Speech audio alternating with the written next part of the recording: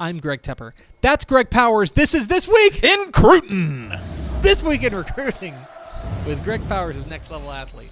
Follow him on Twitter at GPowersScout. Follow Next Level Athlete on Twitter. Next Level D1. See his fine work at TexasFootball.com/recruiting. And, of course, Pickle, this is brought to you. I have a story. Finish it. Good chicken friends at Chicken Express. Chicken Express! Here the with best this chicken, story. catfish, and home cooking in town.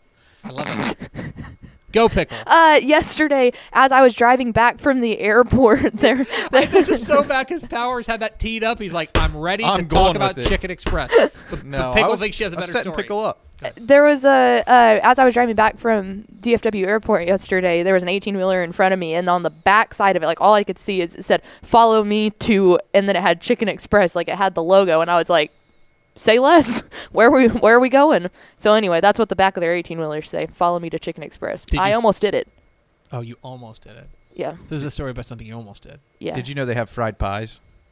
Fried pie. Okay, I do know that. That is something I've never had their dessert. That seems like a hole. Yeah, it's a hole in my resume. It's a hole in my game. I admit it. Now we got to do it. Well, yeah. But Got to make that happen. Yeah.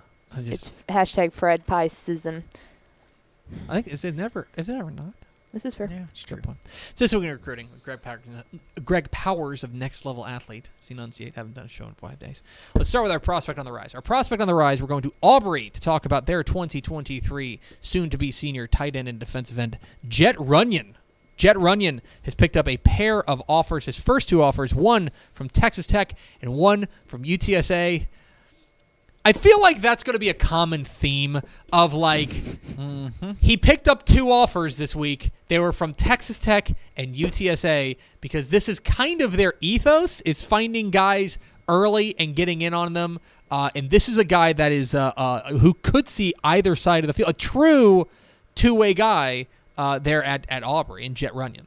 Shout out to, I don't do this often, but shout out to my friends at Next Level Athlete who had an evaluation on this guy of February 11th of 2021. Oh, wow. Ahead of the game before he started getting his offers. And I do think you'll see a trend of UTSA and Texas Tech offers going out side by side a lot of the times. I think they're watching each other. I think that they may be using the same platform. I don't know. Anyway, there are a lot of really good players in the state of Texas, and this is one that I'm torn on as far as what position or role fits him best. Most of his tape is front-loaded with offensive highlights, which seems to suggest does he prefer the offensive side of the ball. And if your name is Jet Runyon, you better be a good blocker, and he is. Yeah. So, like, his name fits what you see on tape, which is pretty cool.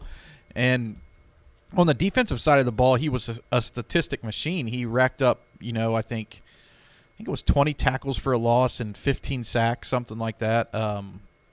So he is a true two-way star on the high school level, and college coaches are just going to have a lot of fun arguing over which position he winds up in once he arrives on the college scene. It'll be a good debate. Yeah, he's an interesting guy, and again, kind of ticks a lot of the boxes of you get the feeling we know this is what Jeff Traylor and UTSA are about. We get the feeling in the early returns on Joey McGuire and Texas Tech that this is a similar type of thing of what they're about in the sense of maybe a little bit off the beaten path in Aubrey, right? This isn't, Galena Park North Shore right. or somewhere like that. That's always putting out big-time prospects.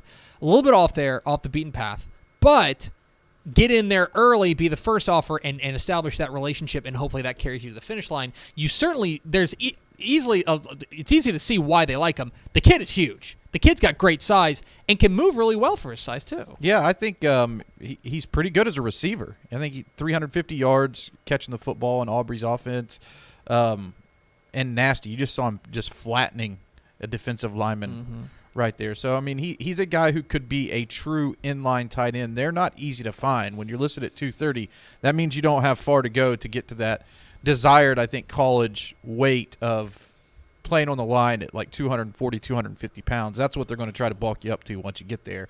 So he's already, 3/4 of the way to where he needs to be like a college starter. Yeah, and by the way, UTSA is a program that, in the past couple of years, they have, used tight ends. Leroy Watson had a really nice year a couple of years ago, Oscar Cardenas last year. So they're not afraid to throw to the tight end, especially, and they kind of tend to be more inline tight ends. Well, there. they got competition now. He's got a P5 offer, so UTSA is going to have to fight hard to get this one. We'll see how it plays out. Most certainly. Let's move on to our commit of the week. Our commit of the week.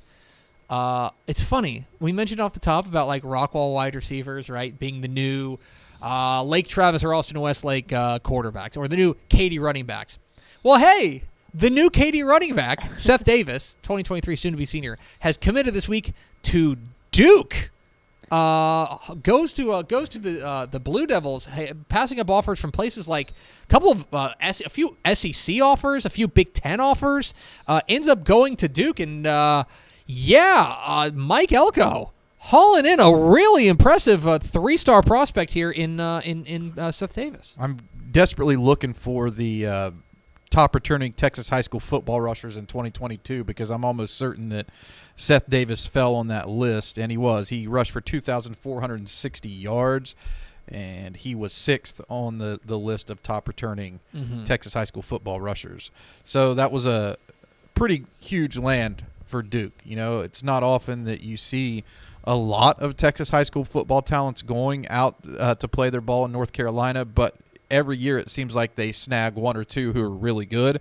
And this year it just happens to be a running back playing for what I would consider to be the most prolific running back school in the state. I mean, that could be argued, I guess, but when you think of running back, you think of Katy, I think. I just don't. I do. I don't know if I can think of another. Like, there are obviously other places that have put out great running backs, but as far as being the running back factory in the state of Texas, I think it's got to be Katy. And it seems like they have a guy every year. I mean, it's just they just produce a lot of talent at that position. So and the offense is conducive to spotlighting those guys too. You know what I mean? Right. They run the single back. They run they run a pro style offense and stuff like that. They'll even sneak a fullback out there to block for him.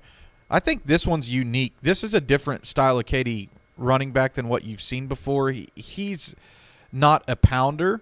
He's a guy who's super elusive and shifty in space. He can hide behind these big offensive linemen in that offensive scheme. And, he's on you as a linebacker before you even know he's there. And then he has the feet to make you miss. So, I mean, I think this is a guy who's really going to have a huge 2022 season. And this will be like a household name. If you're a big Texan Live fan, you're going to be hearing a lot about him because he's going to be making plays week in and week out. The other thing about him, and one of the things you mentioned that he's a little bit different from past running backs. What strikes me about watching his film and whenever I've watched Seth Davis, it feels like nobody squares him up. Like, nobody really just, like, you see running backs, it's like they run into a brick wall and just, like, they get pounded. You just don't see that. Like, he takes hits on his terms. He's elusive that maybe you tackle him, but it's going to be, he slips out of an arm tackle, and then you grab him by the ankle or something like that. It's hard to get a clean shot on him because he can make cuts at full speed. That's exactly right. Just week in recruiting with Greg Powers, Next Level Athlete here on Texas Football Today. Get involved in the conversation, #TF Today. Let's move on to our underclassmen of the week. Our underclassman of the week is Keller Central 2025 quarterback. Get used to it. Keldon Ryan. He will be a junior this upcoming sophomore season.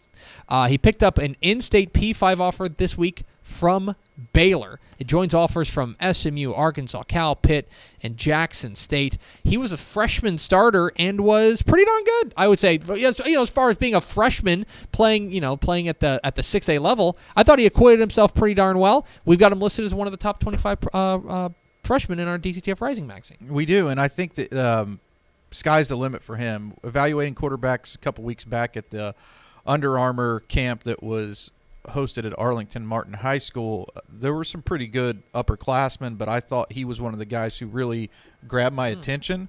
Legit 6'2". He actually looks taller than 6'2" just whenever he's walking around, or whenever he come up and stood next to me, I was like, yeah, this is a big freshman. And I do think that he has a very high ceiling there. Keller Central was 2-8 this year. I think underneath of his growth and development within that offensive scheme, that they're a team that continues to get better and better. A guy who is a throw-first guy, but he's athletic enough that he can really make you pay, and you'll see a run here. But Wow. what I really like about him is his poise and composure for such a young quarterback. It's not easy to stand in the heat of the pocket and deliver some of the balls that he's throwing. He's pretty accurate and doesn't panic. And that's not necessarily a light district either to just No. be thrown Right. into. No, he's right into the teeth of it, and yeah, he's had to battle, and this is a guy that you talk about starting as a freshman at the 6A level. That's heady stuff. There's a lot of freshmen. There are a lot of really talented freshmen out there who don't start as a Right. freshman, and that those types of reps are going to pay dividends this year and next year and next year. It's kind of compounding interest there. So keep an eye on Keldon Ryan. Picked up a Baylor offer this week. Finally, let's round it all out with our recruit of the week. Our recruit of the week is Arlington Lamar offensive tackle Isaiah Robinson, and first of all, large child. Yes. That's a big boy. 6'7", 285 is what he checks in at. First of all, he's had quite a couple of weeks here. Yes. Let's start with this. We have him rated number 37 in our DCTF Hot 100. We have him the number 1 ranked offensive tackle in the class of 2023. You saw him at the Texas Top 100 showcase in Dallas, and then he went to the Under Armour All-America camp, and he was offensive line MVP of both of those. Yes. That's a hard double dip to do, and he was able to do it. I agree, and the Under Armour camp does have some prospects that come in from out of state as well. He dominated repetitions at the Next Level Athlete Top 100 camp. Really athletic, big guy. Kind of sneaky good feet. If you were building an offensive tackle, I almost feel like this is the type of guy that you would kind of put together. He's one of these guys who will remind a lot of people of a Kenyon Green or somebody like that he has not only the talent to dominate the high school competition, I think that he has the upside to grow and mature within a college strength and conditioning program to be a true freak 2 years from now. Yeah. So I think to be able to sculpt him into the perfect guy, I think in a couple years, there's going to be some college that's super happy that they're able to get Isaiah Robinson. It's strange to say, but he's 6'7", 285, and you're like, and your thought is, we can work with this frame. Yeah. You know Right. what I mean? Like, we're like, we can make this into what we need to. If we need to hang more weight on him, we can. If we just need to bulk him up in the weight room, we can. There's a lot that you can do there. The fact that he's able to be that size and have that kind of quickness and have that kind of athleticism, that's going to stick around regardless of what you do with his frame, and that's what makes him particularly interesting. And I know he's already got 23 offers. Yep. I mean, yeah, he's not going anywhere. Yeah, and out of those 23 offers, I think Texas was his first offer. So I think the Longhorns could probably be in a decent position to pick up a commitment from him. Also list pretty solid interest in schools like Texas Tech, Miami, USC. TCU is on that list, kind of right down the street from Arlington. Lamar has been doing a pretty good job recruiting that area traditionally. So there are a lot of big-time schools on his list right now that he has under consideration, and he really can have his pick and choice of where he wants to go. And still, I think he's a guy that will get even more national offers in the spring evaluation period. When you're talking about the number 1 offensive tackle in the state, this is a known commodity, right? Like, this is a guy that everybody knows about. But I still think his offer list will get better, and that's not something that you usually say at this point in a recruitment. This is a guy who's on the rise, and he's the number 1 tackle in the state. Yeah, he is on the rise. Another guy who's on the rise, but always number 1 in our state. That one was Powers. forced. It's Greg Powers, Next Level Athlete. Follow him on Twitter at GPowerScout. Follow Next Level Athlete on Twitter. Next Level D1. See his fine work at TexasFootball.com/recruiting. Powers, stick around so that you can introduce the next segment. I'll stay. You sure? I will stay. Can we get him to stay?